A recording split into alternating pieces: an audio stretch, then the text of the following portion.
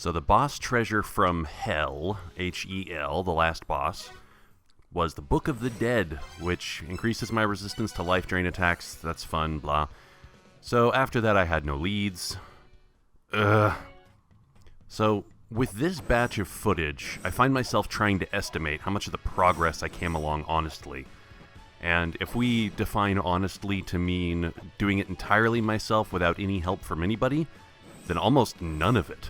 GMA had to do a fair bit of hand-holding here. It's like maybe 5 or 10% that I did entirely myself. Now, it probably would go without argument if I were to say that a La-Mulana game is one that the vast majority of video game players, if started and not completely handheld all the way through, would never ever finish it. Hell, I bet most of them wouldn't finish it even if you did offer to handhold them all the way through. This leads me to wonder, is it not also therefore true to say that the vast majority of people would never ever figure out the ridiculous puzzles of this game by themselves? I mean, I sure hope so. Not that I wish ill on anybody else's game-playing experiences, and not that I think anybody else is stupider than me, far from it. But my hope is that it's really true that this game's puzzles have nothing to do with your personal intelligence, and only to a very limited degree even your ability to do abstract thinking.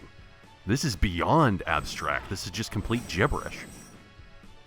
Now, when I say gibberish, I don't mean that there isn't a solution, that there isn't a way through. Obviously there is. Other people have done this already. What I mean is something more like this. Say if you were to pluck me out of my comfy little home in Maryland and then plop me down in a rural wine country farming village in Italy. Now, in rural Italy, probably there's nobody around that I'd immediately run into who speaks English, and everybody would be speaking Italian. Now, I don't know Italian, and say in this thought experiment that you've repealed my smartphone from me so I can't do machine translation with any people I talk to. Now, when people are speaking Italian around me, to my ears and to my perception, it's gibberish, and my English is to them gibberish. This doesn't mean that what we're saying doesn't have meaning. There is value in the words. There is stuff in there that we have no way to parse. It is, to the listener, if not the speaker, gibberish. And that's what this game is, to me at least. And I like to flatter my ego by thinking that it probably would be gibberish to most other people too. And that this is supposed to, appeal to a very tiny subset of us completely batshit crazy gamers. These games just exhaust me. They really do. They kick the shit out of my spirit so hard. Naramura, you evil, evil, brilliant god. So GMA alluded that I needed to repeat the solution to the Dark Star Lord's footsteps in the mausoleum, and he also let slip that I was supposed to turn the pyramid into a spaceship. Although I'm not 100% sure if his interpretation of that was accurate, but it put me on the right path. So here's what we did.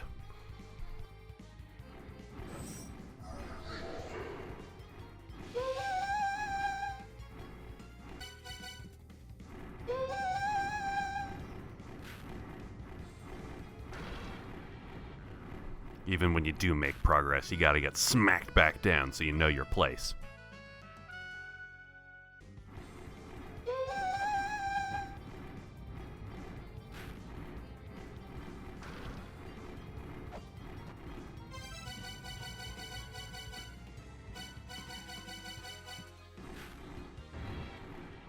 I know my place!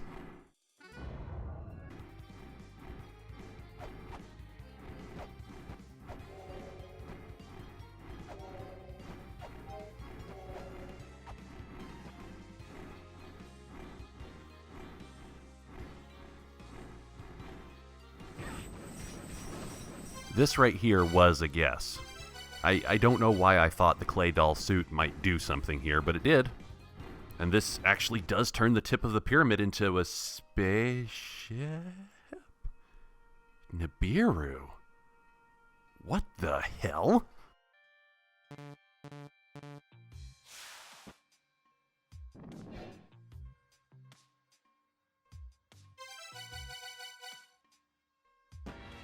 Oh. You gotta keep the suit on or you die. So it's like Metroid rules, where if Samus loses her armor, she perishes. Now, I don't really know anything about Nibiru, except that it was the subject of some kind of fanatical cult following. And I don't really know about the Sumerian Anunnaki. These are like pieces of Apocrypha I've never really researched. But, meh. I mean, for all we know, Naramura might have spent like 20 minutes reading Wikipedia articles and then designed this portion of his game around it. What matters is the mechanical game stuff that gets done here. For instance, learning the final mantra, which is not, translatable to night and end. And if that isn't foreboding enough for you, then I just don't know what to say. Now, we'll jump ahead because I couldn't actually accomplish anything further here for now. But it bears mentioning, the music of this small region, Nibiru, is very pretty. It's like mellow and sad. In order to complete the mechanics in Nibiru, you have to do the sequencing mandatory activity of finding all of the crystal skulls. There are 12 total, and I had 10, so I needed to go find the remaining 2. So that's 11. However, as I went around looking for those remaining 2 skulls, this stood out to me. What looks like a weapons chest under this god statue, and now I have all the seals necessary to open it, you would think. But I thought I already had all the weapons. It turns out that that weapons chest contains something which was much, much less stupid to get in this game than it was in the first game. And me saying that means you probably know what I'm talking about.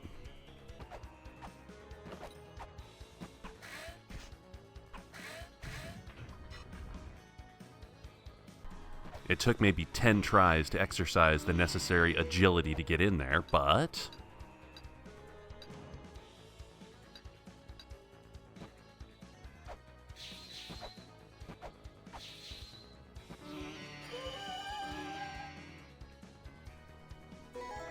god damn, the flail whip. And I didn't even have to, like, fucking measure the weights of giants against each other and figure out what stones weigh. This just inextricably connected me to my past 8 years ago, back in summer of 2012, when I asked everybody who watched me, "Hey, should I pick up this weapon or not? I won't if you tell me I can't." This is whatever. I mean, we're all trying to grow up as we get older, right? I mean, if you look back on your past self with some sense of disgust, then maybe that's a good thing, because that could mean that you're improving with time. I hope.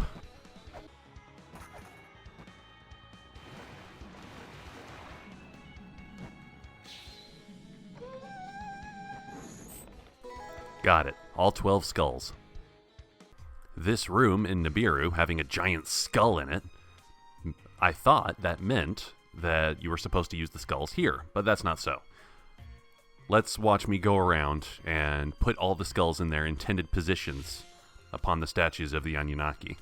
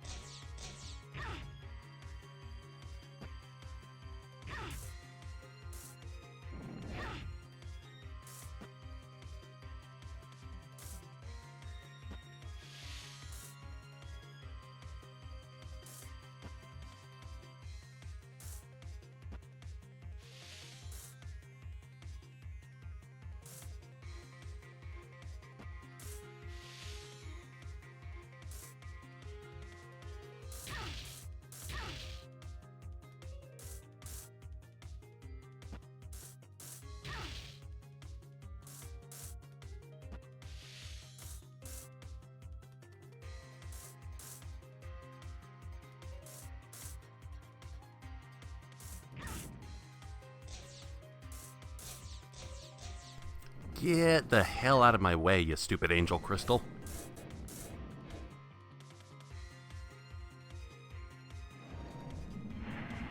Yeah, so this exposes 3 hammer statues, telling you that Mjolnir and the power band are necessary, because I bet you have to hit all 3 of them at once.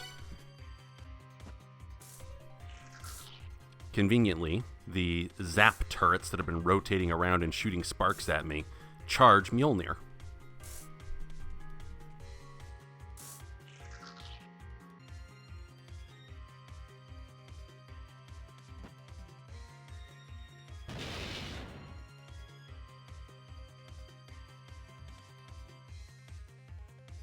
Whoa, pretty. Pretty and, like, celestial.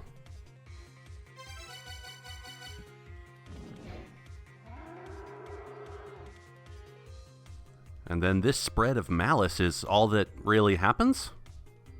But it turns out that collecting malice is a necessary sequencing action too. So, speaking of collecting malice, GMA told me that there was one more that I needed to get. And to collect that, I had to go get the liquor that Sakit had been asking for.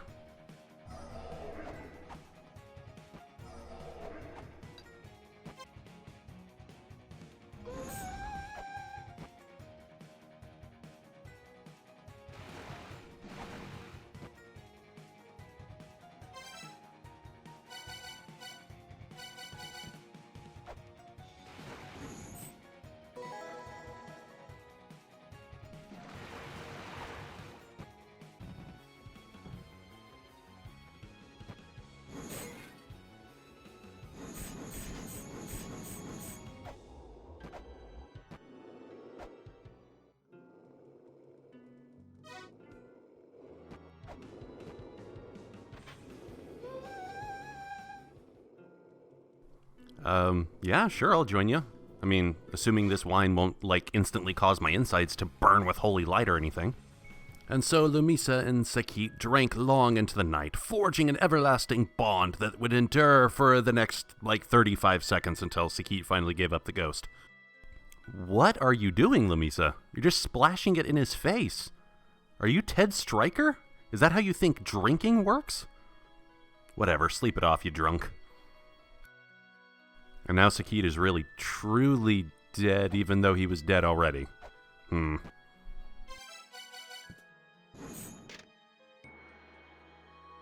So I will have to go use a mantra at Lado's statue in the old ruins. So there is some important puzzle crap to do in the old ruins.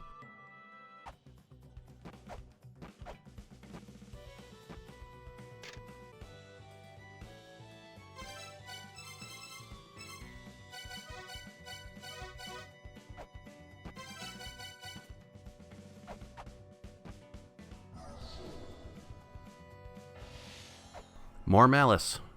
Alright, suck it up with your face mask vacuum cleaner for negative emotional energy, I guess.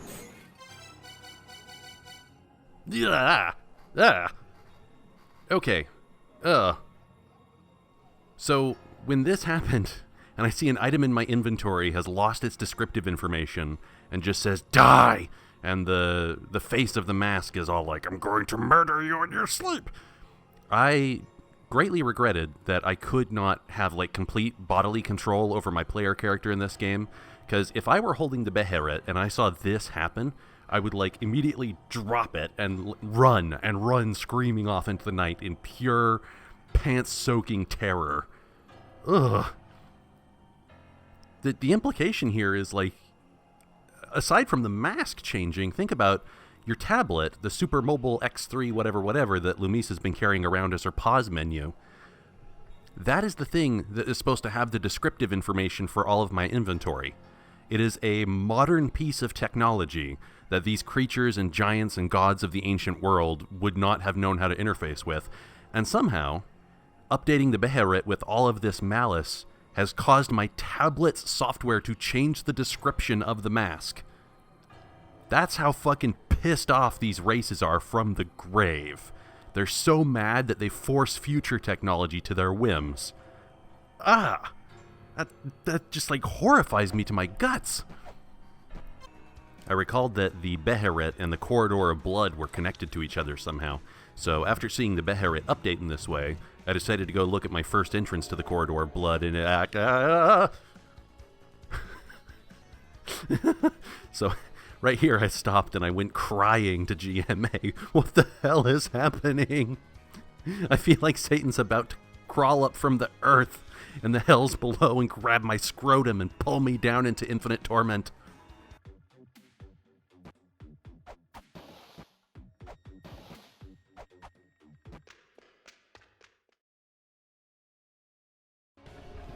So the same had happened here in the Ancient Chaos, just with the line of light pointing in another direction.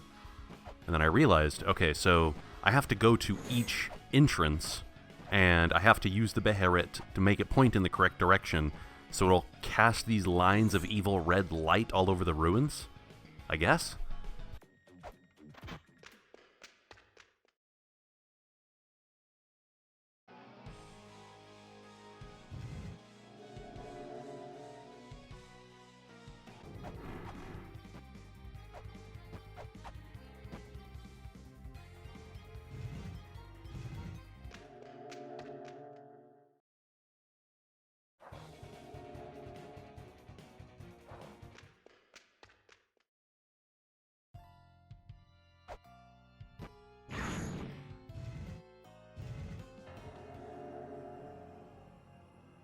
Oh shit, what have I done?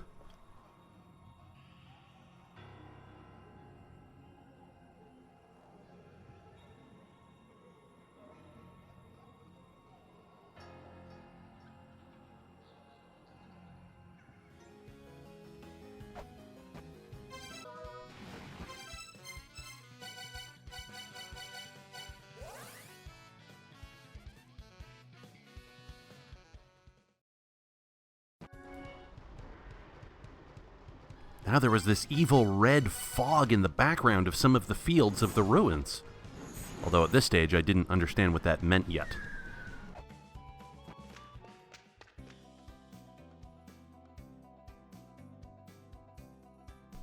When the end is nigh, Heimdall watches over the night. That's the same time in which the Trogdor comes! It all makes sense!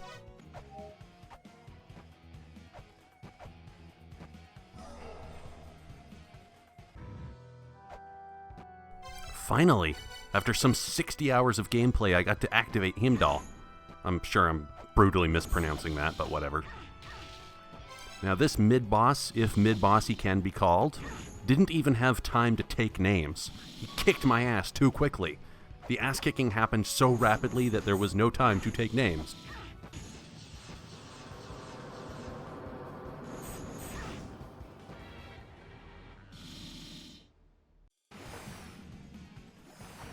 So, in what's becoming an unfortunate pattern of me just not wanting to deal with the bosses of this game, I went out, farmed up tons and tons of ammunition, and gave it a serious try.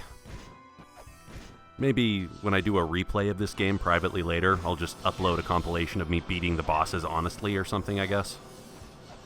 Like, the gun is so powerful that it does kind of feel like a cheat to use, but the game itself is so ridiculous that you don't really feel bad about doing that the first time through.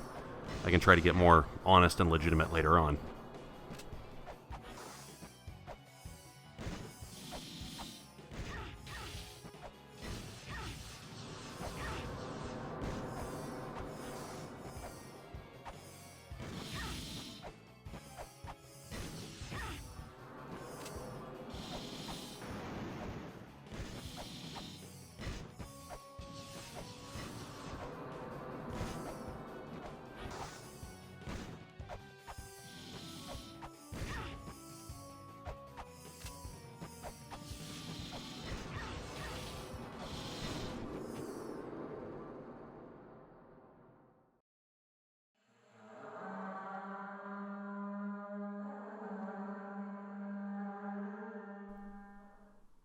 Wikipedia says that Heimdall is attested as possessing foreknowledge, keen eyesight and hearing, and keeps watch for invaders and the onset of Ragnarok.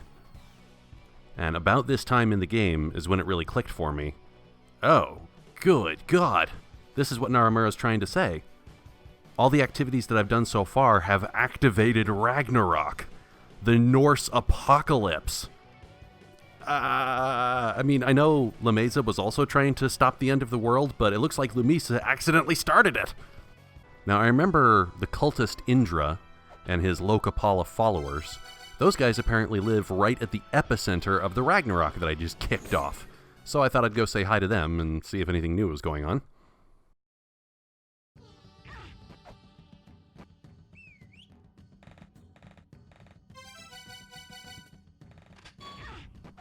And it was! My dad and grandpa were up there in a cage in a scene that's right out of Indiana Jones. Don't look at the Ark when the Nazis open it. Their faces are going to melt off. Blah, blah, blah. So, I knew I needed to save them somehow. I experimented with some things. I thought I might try to bomb the cage open, and I accidentally got the treasure of life. the crystallized essence of divine power from the mother, the thing that can create life. Now that's just going to be like a gold nugget knocking around in my inventory for some reason. After being unable to rescue the patriarchy there, I realized that there was another entrance into Indra's chamber.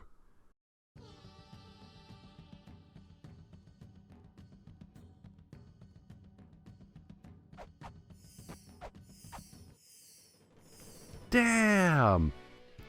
You go, girl! And fucking crushed Indra with the cage, too. And the Lokapal are back there like, what? I totally didn't see that coming from 12,000 miles away. Now, in real life, I would never, ever, ever actually have kids. I'm an antinatalist. I think that having children is synonymous with creating victims.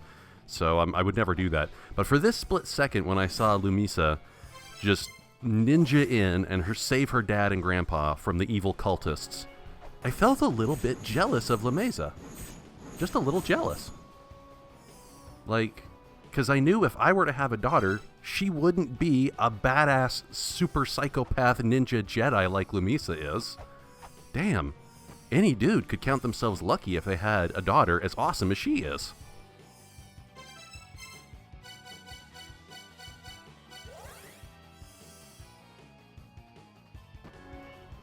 Oh yeah, and since I accidentally started Ragnarok, there were noodle ghosts running around. Don't know who they are or why they're there, but it doesn't matter, because they're just doing noodle ghost things.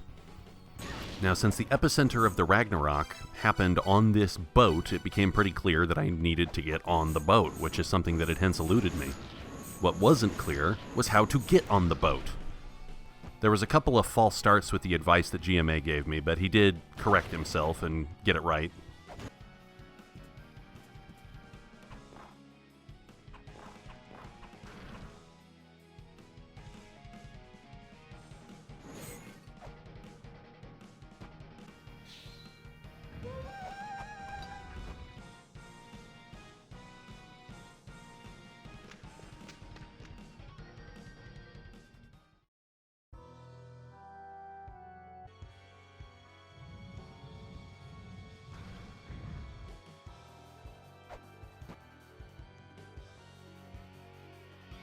Malbrook, your athleticism suggests that you'll be the playable character in the next game.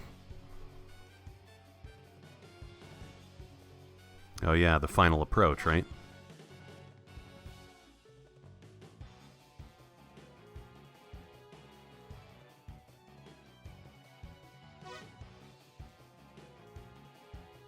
Yes, I know you're talking about me. Just say me. Say, Lumisa, you have to go.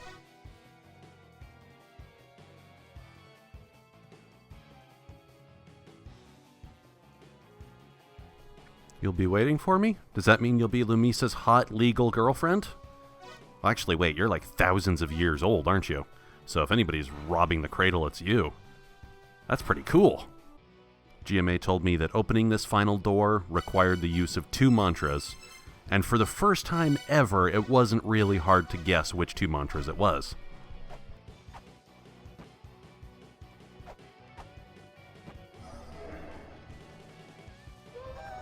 So the door opens, allowing me to access the final boss approach, and I was really eager to see some brand new thing that I'd never laid eyes on before.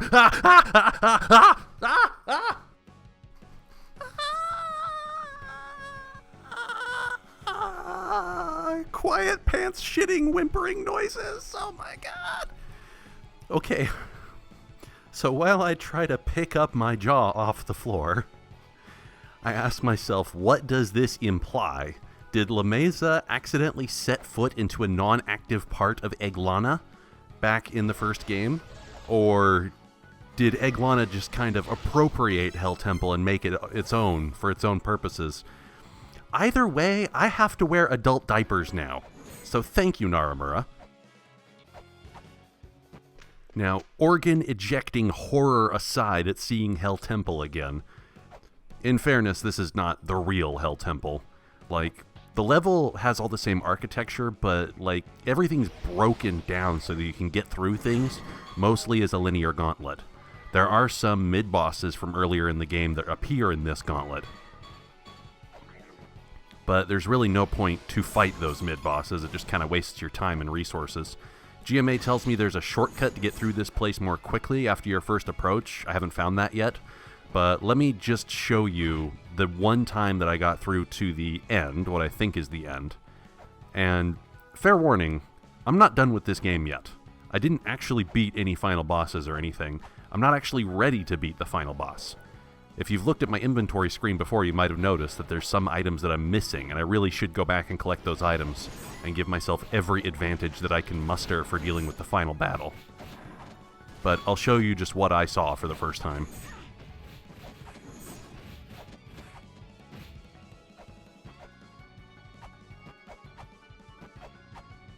Yeah, this is what became of the Punchy Fist room. Heath Ledger, Joker impression, blah.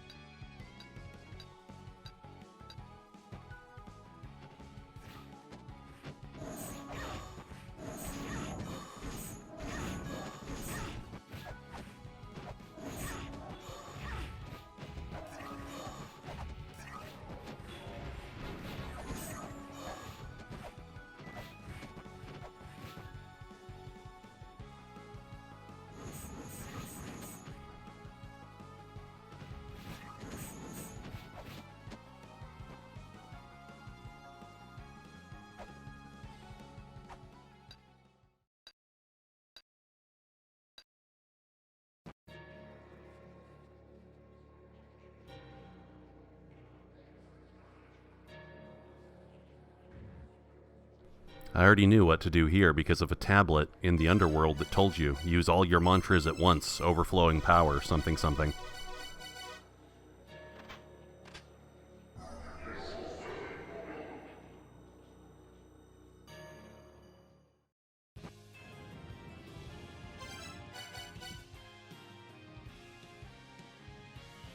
Holy hell, there it is. The mother's clone, the ninth child.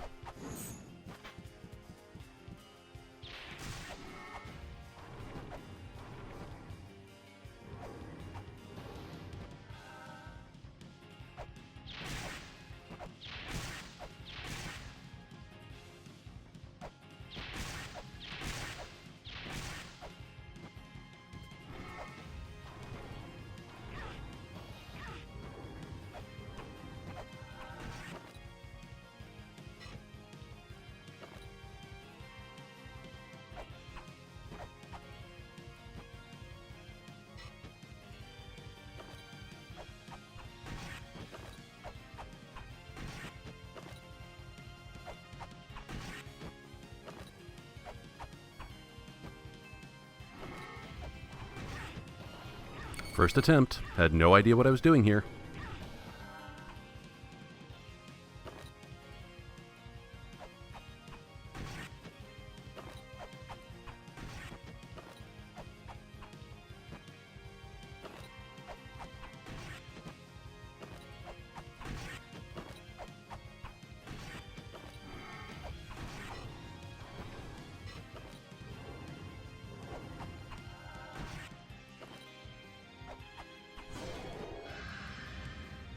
Oh, good God!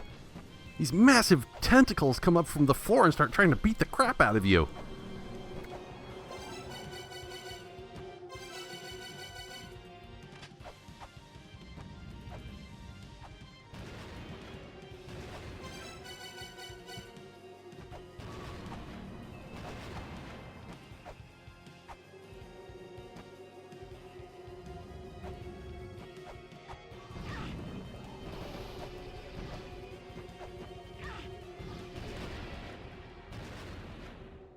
Yeah, I did mention that I was utterly not prepared for this encounter. Yeah, many attempts are before me, I'm sure. That'll be for next time.